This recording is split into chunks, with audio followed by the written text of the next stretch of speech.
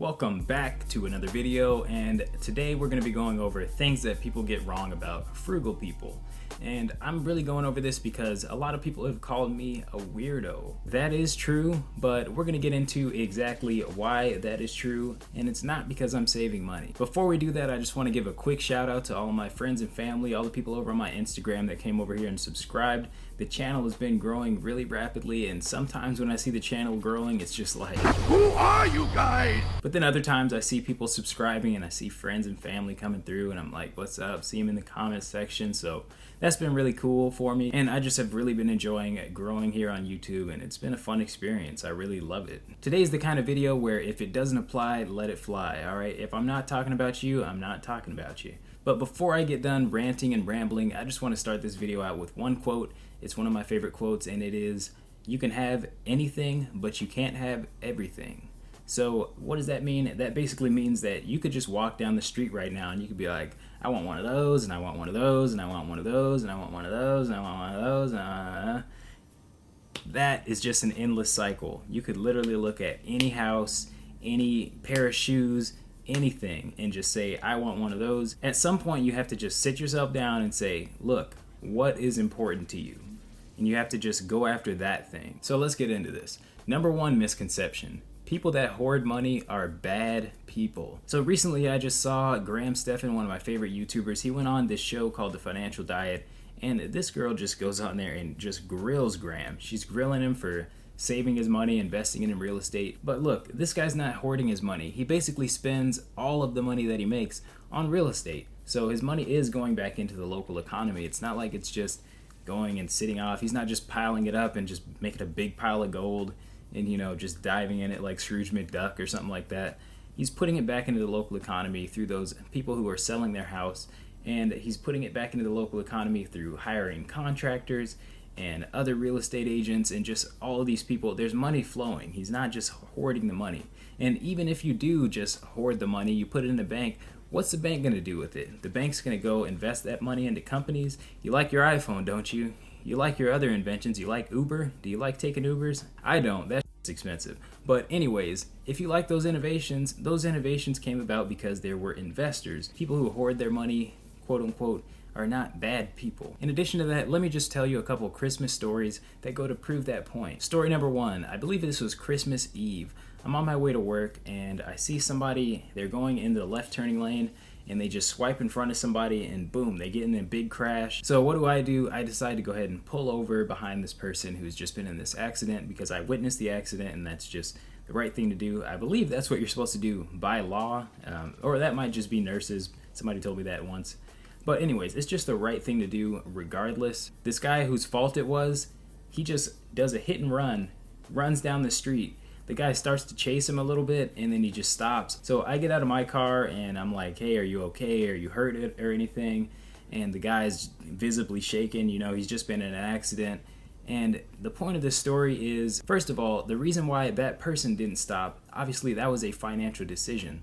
That person didn't stop because they felt like they couldn't take the hit financially for their insurance. They may not have even had insurance. Maybe they couldn't afford insurance. The reason why I could stop is because I can afford to be late to work. I have a little bit of security. If I'm late to work and they get angry, I don't have to worry about that. I have other sources of income. I have some savings. So I'm not too worried about how angry my employer is going to be because I stopped to help at a crash. Meanwhile, the other person making the financial decision to leave, I'm not saying that they're a bad person. I give people the benefit of the doubt. Their finances likely put them in a situation where they felt like they had to do a hit and run. The way that your finances are can make you behave like someone who you do not even recognize. Story number two, I believe this was on Christmas. I'm at Subway getting a sandwich because I forgot to make all my food in my crock pot that night. So I'm getting a sandwich. On my way out, somebody walks in. They look like they're pretty normally dressed. And I see that they're going to order, I believe it was like a little Sammy or something like that. It was about $4. And they said they were out of them. So the guy working the counter says, we're out of the sandwich, you're gonna have to order something else. And the guy's like, oh, I'm kind of broke. Basically cannot come up with the money. So I turn around and I just go hand the guy $20. Now, the point of that story isn't for me to get little brownie points for $20. Like, the point is, I like to be a giving person, and money has been a tool to allow me to be a more giving person. So anyways, I was glad to be able to give that guy $20. He looked like he was in a bad way, down on his luck, for whatever reason. He looked like he just was a normal guy, a normal job, and he just really needed some help. So that made me really happy to be able to do that. And my last story, I'm gonna make this one really quick. This is from last Christmas. Last Christmas, I rolled up to the PX, which is on base if you guys don't know. The PX, somebody's trying to buy 2 bikes for their children. Their children are sitting right there, and it's Christmas time once again. And the bikes were about $150. So what happens is they go to ring up the bikes and their debit card bounces. And it just kind of broke my heart to see that. I really wanted to just take my debit card out and just buy those bikes. But at the time, I was about $50K in debt, and my bank account, I had like $300. I could barely afford food at the time. So in that situation, that was another situation where a lack of finances caused me to behave in a way that is not congruent with my values. But anyways, that brings me into my next misconception about frugal people, and that is that frugal people are greedy. Like I just said in my story before, frugal people, not necessarily greedy. All right, so a lot of my life goals and a lot of my values is to give back. I'm trying to start a college fund. I'm trying to start a business where I can bring in family members. I'm trying to start all these things so I can give everything back to the community. But in the meantime, it requires some self-sacrifice, and I don't see how that can be misconstrued as greedy. Self-sacrifice, in any other realm, that just doesn't make sense. In America, we see soldiers make self-sacrifice, and we call them heroes. But then somebody makes self-sacrifice financially for their family or for their future, and they're greedy? It just doesn't make much sense. Number 3, frugality is about buying nothing and saving everything. And there are some frugal people that even get this wrong about what they should be doing themselves to get the full fulfillment out of their life. The way that I see being frugal is this. People would buy things a lot differently if you just had their job right next to the thing that they're trying to buy. And what do I mean by that? If you went up to the counter and they said, this thing is $60, and they said, all right, roll up your sleeves. If you make $20 an hour, you're about to work 3 hours at your job so you can have this thing. You would really contemplate whether you want that thing, especially if you don't like your job. Let's say you make $10 an hour washing dishes, and you're going out for a $60 night out for drinks and food, and somebody's just sitting there at the bar like, all right, time to wash dishes for 6 hours, and then you can go over to the bar. People would think about that a lot differently. And really, when you take the time factor out of it, as in the time between you working and you ending up at that bar and restaurant, there is no difference. There is no difference. You are setting yourself back by that 6 hours if you work $10 an hour. That's how much more you're going to have to work at that dishwashing job. So being frugal means you're going to save those 6 hours back on your life if you don't value that experience. If you do value that experience, then by all means, go through that experience and enjoy it. And that brings us into our next misconception, which is frugal people don't enjoy their money. And I am quite the opposite.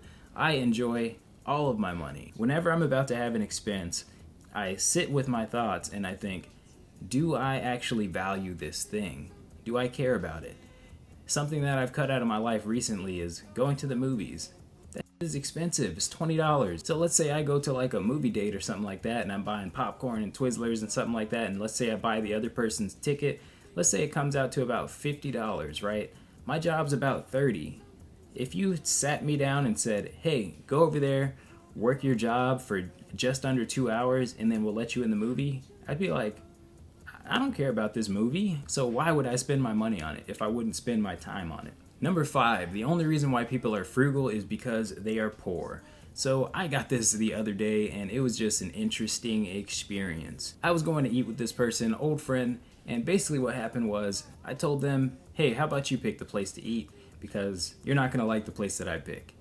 And they're like, why wouldn't I like the place that you pick? And I said, because I'm going to pick some place that's not $20 to $30 a plate. I don't care about eating out. And their response was, what are you, poor? So I was like, yeah, if you're asking me, do I have $30?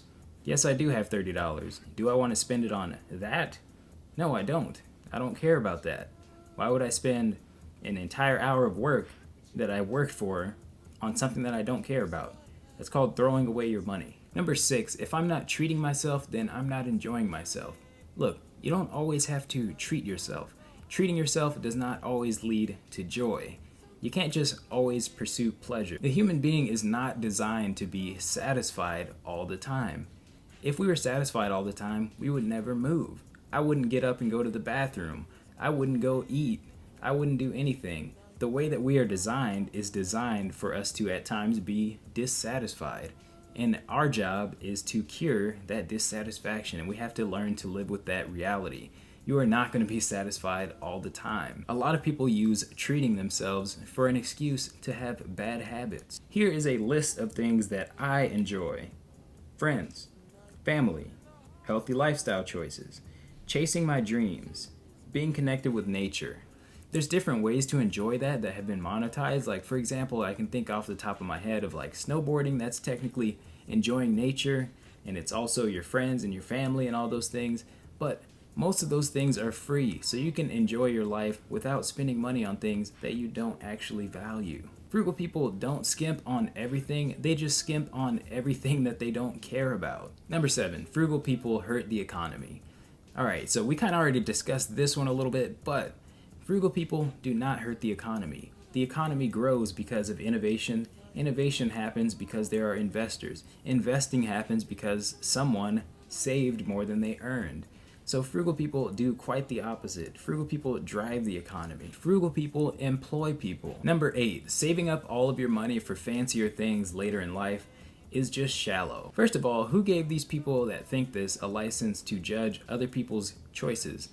What they want to do with their money is what they want to do with their money. If they don't value a certain thing at a certain time, they don't have to buy it. It's their money. But in addition to that, who said that frugal people are saving for things? If they built the habit of not wanting those things while they were saving, they'll probably carry that mentality into the future. So maybe they just don't want things. Maybe they just want their freedom. Number 9, frugality is just so stressful. I don't want to do all that saving and budgeting and tracking my spending. But look, you know what's really stressful? Imagine this. Imagine you were being chased by a dog for 5 days straight, right? And on the 5th day, on Friday, that dog stops running. So what do? You bend over and you start huffing and puffing, and you rest, and then 2 days later, that dog starts chasing you again. And he chases you for 5 days. And then on Friday, you bend over and you start huffing and puffing. You know what you should do? On Saturday and Sunday, you should keep on running. And then when it comes next weekend, you should keep on running. And eventually that dog is going to be so far behind you that you don't even have to worry about that dog. That's the way that I look at saving. Not saving is very stressful.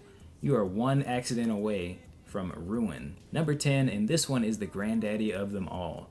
You could die tomorrow, or I could live tomorrow. What happens if you die tomorrow? Well, what happens if you live tomorrow? That's what's most likely going to happen, so that's what you should prepare for. Anyways, I hope you guys liked this video. I've been wanting to get that off my chest for a while. Make sure you guys like, comment, subscribe if you want to support the channel, and I'll see you guys in the next one. Now you threw in the whole thing.